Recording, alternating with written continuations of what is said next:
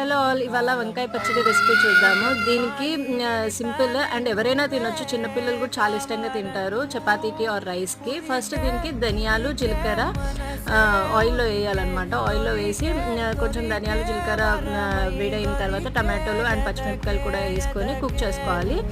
దాన్ని మిక్సీలో వేసుకొని దాంట్లోనే కొంచెం చింతపండు అండ్ ఉప్పు వేసుకొని గ్రైండ్ చేసుకోవాలి.